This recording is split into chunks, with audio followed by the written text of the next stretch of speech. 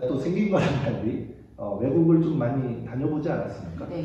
특히 프랑스 같은 경우는 뭐 어떻게 읽는지 모르겠어요. 거기 오래 살았는데도 몰라. SNEF 이렇게 돼 있어요. 뭐 스네프라고 하나? 프랑스 이제 철도 회사인 거죠. 그 파업을 하면 시민들이 불편한 건 사실이지만 파업은 노동자들의 권리다. 라는 그 인식이 굉장히 강해서 우리처럼 언론에 그렇게 보도되지도 않거니와 뭐 국민의 발을 볼모로 파업한다 이렇게 되지도 않거니와 국민들이 당연히 응원해요. 그리고 파업이 빨리 풀기는 기원하죠. 그러면서 오히려 이제 정부 마크롱이면 마크롱 정부한테 그 철도 노동자들의 요구를 빨리 들어줘라 라고 이렇게 요구를 하지, 야 국민의 발을 볼모로 파업하는 게 귀족노조 이런 분위기가 아니거든요. 그래서 우리는 노동법 개정과 함께 이런 그 국민들의 그 인식을, 여론을 좀 전환시키는 이런 그 이라고 할까요? 이런 과제가 좀 필요하지 않나 싶습니다. 그리고 이제 조정이라는 게 이제 꽤 재밌는 건데요. 요 얘기는 사실은 이제 업계 기밀이라 그걸 이제 사용자들도 이제 볼 수도 있지 않습니까? 그래서 업계 비밀을 이렇게 폭로하시겠다고요? 네. 그러니까 이제 그 사니의 리버럴 아츠의 이제 발전을 위해서, 감사합니다. 발전을 위해서 업계 기밀을 하나 이렇게 이제 풀 테니까 이제 사용자 여러분들도 많이 보면 구독 좋아하고 꼭 눌러주세요. 하기 바라고, 조정 국면을 활용할 필요가 있어요. 무슨 말이냐면 그 병법에도 나오지만 뭐 싸우면 무조건 이겨야죠. 근데 싸우지 않고 이기는 게 더 좋잖아요. 그 조정 제도라는 도입의 이제 배경 또한 그런 거고, 우리 역시도 이제 싸우면 뭐 빅대형 뭐 이런 게 어디 있습니까? 그 싸우는 입장에서는 그 분명히 이제 손실이 있는 거죠. 그래서 이왕이면 이제 싸우지 않고 이기는 게 이제 좋은 거고, 뭐 그런 거 없이 애초에 이번에는 한번 회사하고 진검승부해야 한다. 힘을 한번 붙어봐야 한다. 이런 조건일 경우는 조정은 그냥 열흘 동안 기다리면 되는 절차일 뿐이에요. 그냥 열흘의 시간이 지나가고. 맞습니다. 그러니까 조정 정치주의 해서 이제 법으로 강제하고 있기 때문에 이거를 열흘만 기다리면 되는데 이거 기다리지 않고 푸지 파업했다가 뭐 불법 파업으로 낙인되고, 안 그래도 기억하기 좋은 나라에서 그렇죠? 어떻게든 자본가들의 편을 드는, 그리고 특히 지금 정권이 어떤 정권입니까? 윤석열 정권 들어왔으니 더 그렇게 되는 거거든요. 왜냐하면 실제로 이명박근혜 정권 때 어떻게 했나요? 그 쌍용자동차 싸움부터 또 유성기업 투쟁부터 그 정권의 성격에 따라서 실제 노동 현장이 받는 그 여파는 대단하거든요. 실로 그 윤석열 정권 이제 들어온 조건에서 열흘 기다리면 될 거예요. 굳이 그 기다리지 못해가지고 그 저들 망치질에 당할 필요는 이제 없을 것 같아서. 이게 업계의 비밀이었군요. 아니 그건 아니고 좀 더 얘기할게요. 제가 말이 좀 많은가요? 좀 많이. 제가 좀 모 선생님께서 해주신 도형 심리 검사에서 이게 세모형으로 나왔거든요. 세모형은 입이 발달해서 말이 많다고 하더라고요. 기질대로 이렇게 하는 것 뿐이니까 좀 이해를 해주시기 바라고, 그 열흘 기다리면 되는 거예요. 열흘 기다리면 자연히 이제 조정 중지가 되는 거고, 이제 쟁의권이 이제 확보가 되는 건데, 약간 좀 그 미태한 것들이 있는 거죠. 그러니까 파업을 하고는 싶은데 조합원들이 이거 잘 따라줄까? 약간 좀 미태하고, 한번 싸우고는 싶은데 이게 임금 까이면, 파업하면 임금 까이니까 임금 까이는 거 좀 걱정도 되고, 야근 오르는데 싸우기는 좀 여러 주객관 조건으로 인해서 좀 어려울 때, 그럴 때 이제 우리가 조정을 한번 받아보지 이렇게 이제 얘기를 하거든요. 그게 뭐냐면 그 아까 말씀드렸듯이 조사관이 조사를 한다고 그랬잖아요. 조사관 공무원. 공무원이라고 그러면 팀장님도 좀 잘 알지 않습니까? 좀 그 섭리를 좀 아시잖아요. 공무원 하면 일단 내 대에는 일이 좀 안 일어났으면 좋겠다. 이런 것도 있고, 또 하나는 뭐죠? 실적. 공무원은 실적. 실적을 쌓아야 승진이 가능하고, 또 실적이 쌓아야 연말에 성과급 놀이를 할 때, 성과급 자치를 할 때 자기는 S급이야, A급이야, 뭐 이렇게 할 때, 나 당당히 S급 받았어. 할 수 있는 거죠. 근데 그 실적은 결국 조사관 입장에서는 네. 조정 승률.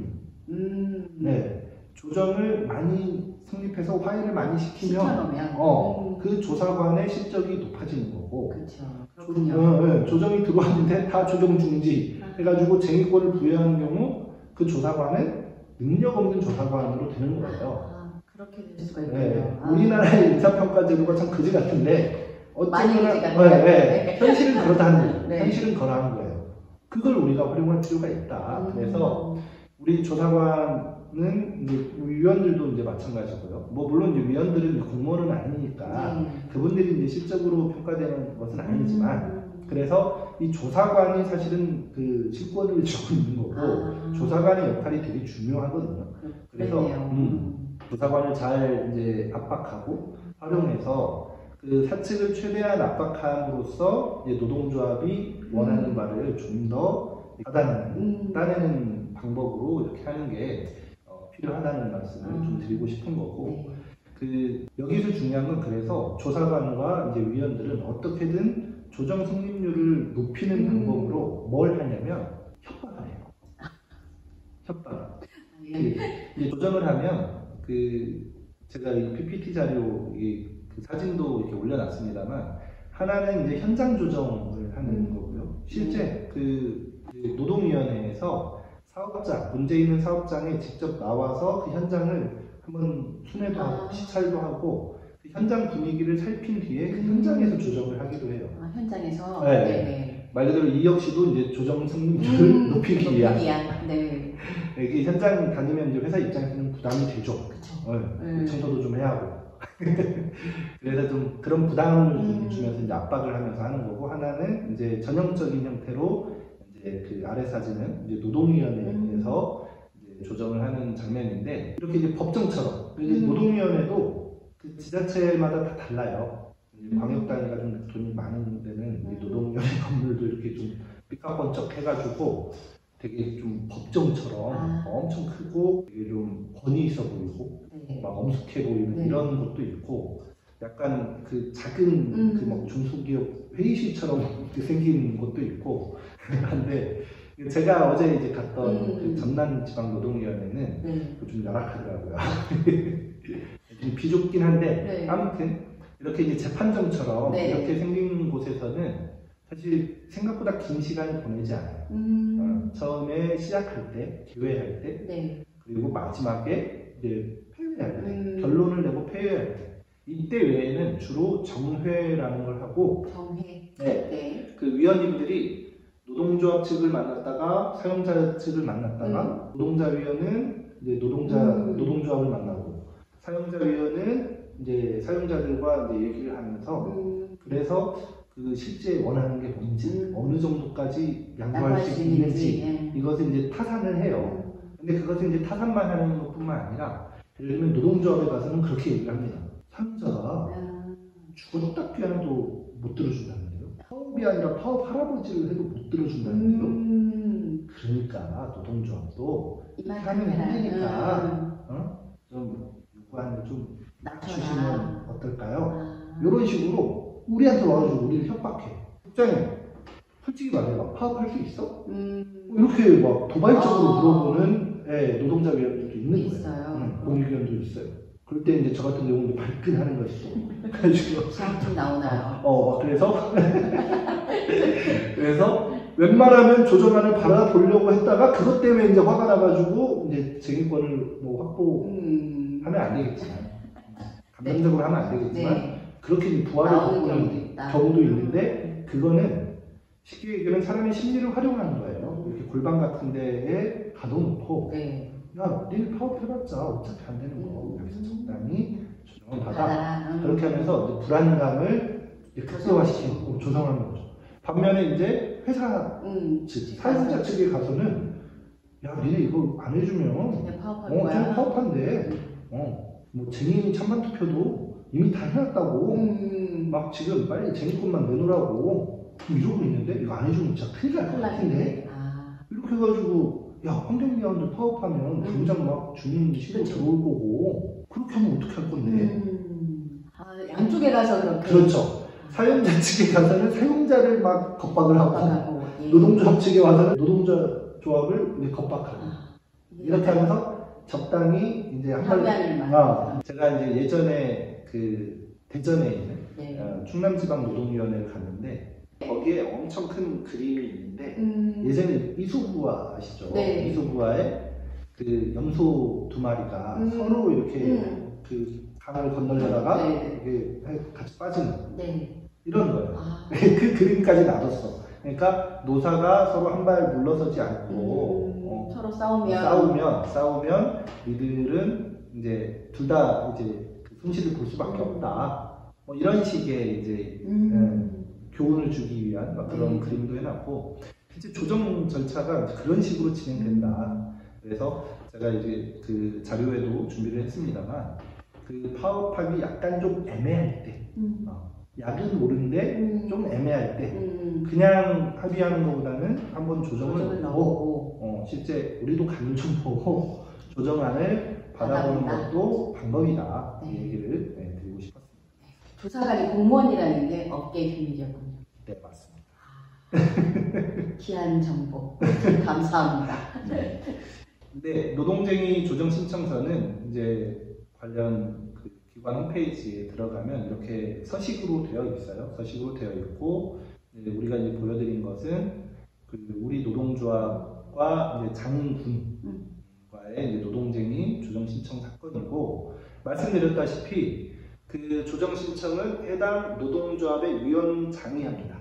위원장이. 네, 이거 되게 중요하고요. 특히 이제 우리 각 노조마다 기업별 노조, 중기업별 노조마다 이제 조직 형태가 이제 다른데 우리가 속한 노조가 이게 전국 민주연합 노조 아닙니까? 전국 민주연합 노조는 각 지부가 설치되어 있고 이제 지부장님이 사실상 많은 정권을 위임받아서 활동을 하시잖아요. 그럼에도 불구하고 법적으로 이 조정 신청에 관한 권한은 위원장한테 있죠. 노조법 29조에 명시되어 있는 교섭권, 체결권이 위원장에게 있는 것과 같은 원리입니다.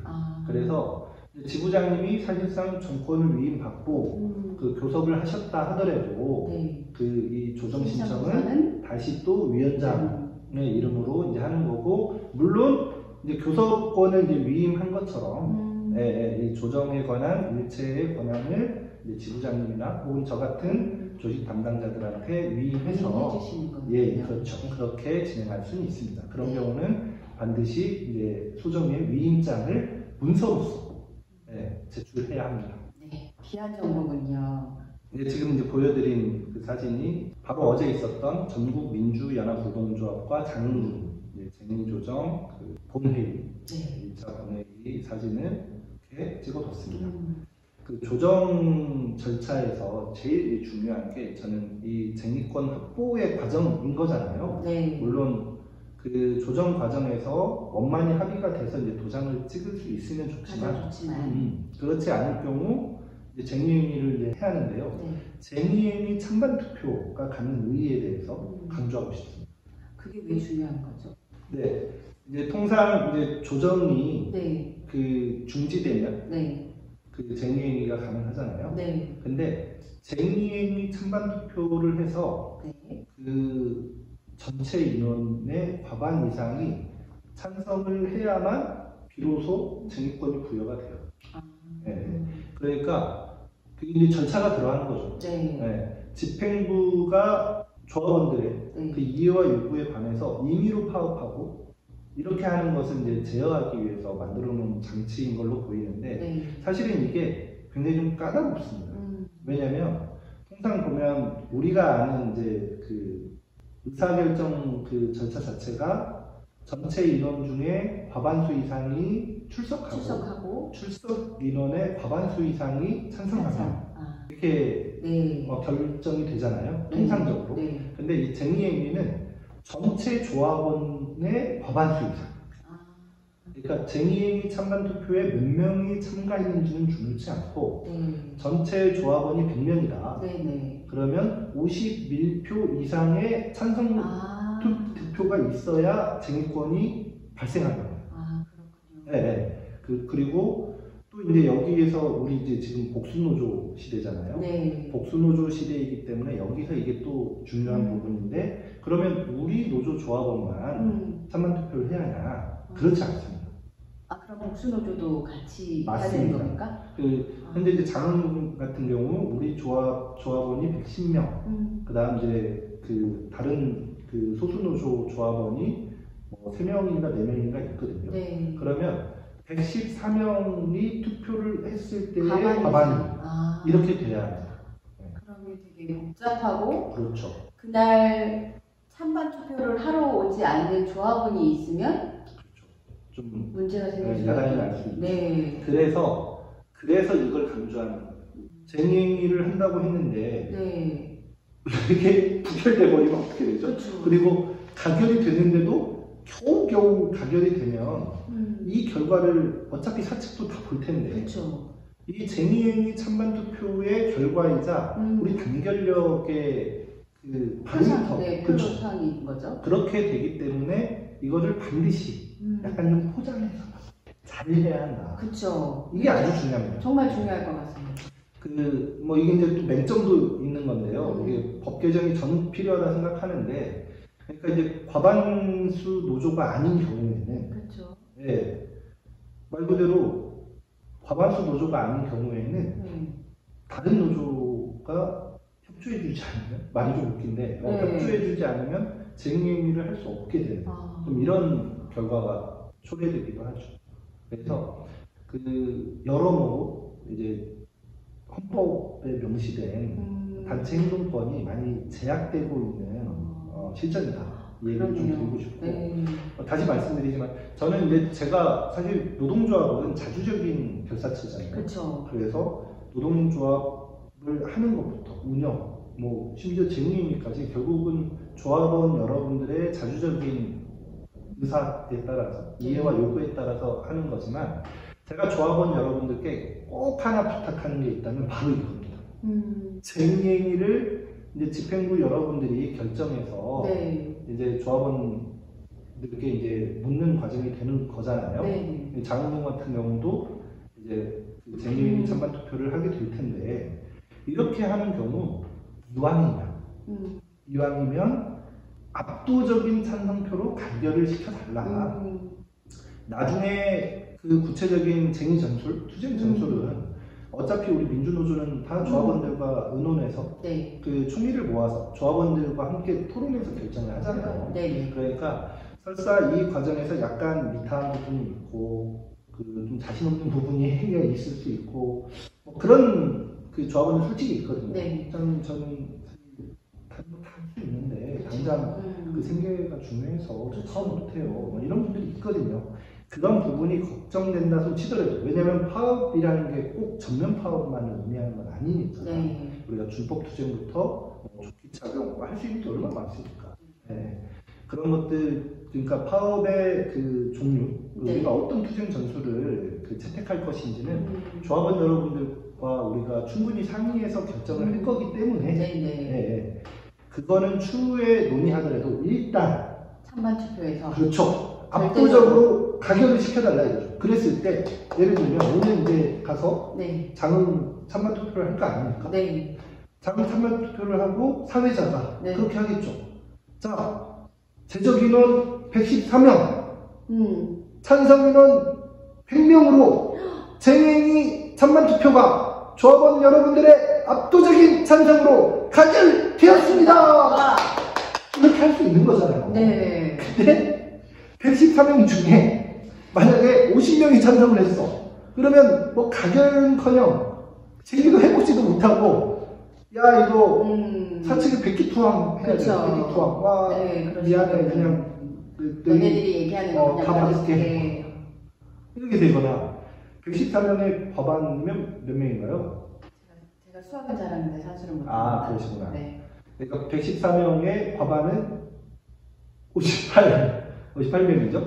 그러니까 만약에 이제 58명이 뭐 찬성을 해도 이제 하는 거지만 가결은 되는 거죠. 그래 뭐 약 60명이 했다고 치시죠. 그러면 사회자가 자, 제적 인원 114명 중 60명이 아이고 큰일 날 뻔했네.